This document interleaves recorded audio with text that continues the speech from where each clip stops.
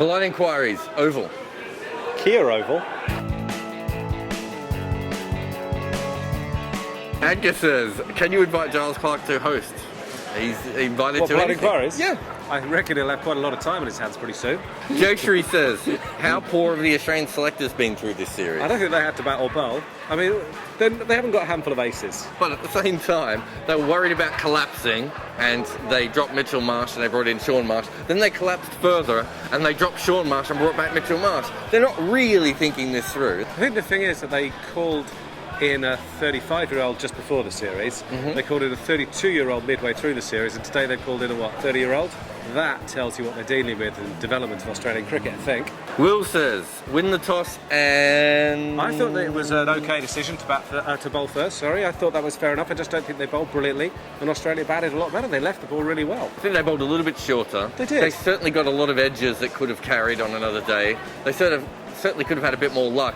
They also, to be fair to them, they were thinking they were bowling to a cardboard cutout lineup of batsmen that they could sort of just blow through. Australia has gone a long way to proving that they are not actual batsmen. Prakash says, is Clarke responsible for this debacle as Cook was in 2013-14? Was Cook massively responsible for that? I put that question in for that reason. I don't think Cook was held that responsible for that. I think Flower was. Decent question, because there are similarities, because that was the end of an England team. Yep. And this is the end of an Australian team up to a point. I don't think Clarke's really to blame for this. I don't think the selectors are either. Yeah.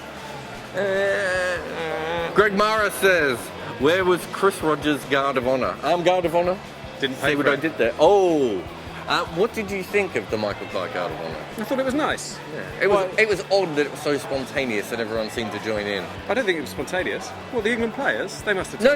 You're talking about that. I was more talking about the crowd. I was surprised the crowd got so into it. Clarke's had 100 tests and achieved quite a lot more in the game. And if you do it to everyone who's retiring, it loses a bit of that special value. They call me Mr. Tibbs, says, how many bananas do you think Peter Siddle ate today?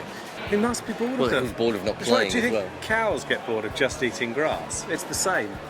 So what you're saying, he's got the emotional intelligence of a cow? They should at least give him a salt lick. Liz Yates says, what did Voges eat today? He suddenly showed up. Why all the questions about eating? I'm not sure it's that relevant. Sometimes when cows... Why are we going bored, on cows again? Adam Voges batted very well, but that might actually be more confusing for Australia because I'm not sure he should have been playing in this test. And the fact that he has batted well and has fought well in the last two innings might be an interesting question to have going forward. I think that Voges shouldn't be playing in the next series. As much as I like it and I'm glad he had his chance, I don't think he should maybe always be around. Toovey says, is predicting how a pitch will behave entirely guesswork? No. Yes. Of course it's not. It's not entirely guesswork. It's educated guesswork. Yeah. It's still guessing though, isn't it? I've noticed this week, I think Cricket Australia put a picture up of Wally Edwards going out and staring at the pitch. There's a lot of chairmen that like to go out and stare at pitches. There's a lot of ex-players that like to stare at pitches. There are a lot of journos.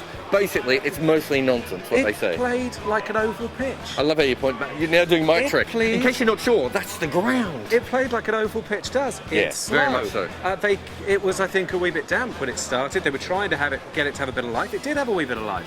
Rory Gribble says, have Australia wrestled back the momentum? Yes, they're going to win this series. That's how momentum works. TG says, had you the fortune to be immortalised in Warren's mural, how would you have appeared? Well, George would have appeared on a platter, just his head. I think I'd have appeared as one of the 4 horsemen of the apocalypse. If I was there, it'd be with my guns out or topless. Just sort of spread out over something. Just kind of just sometimes sexual candy, if you will. Sometimes things happen in life that you can't quite believe.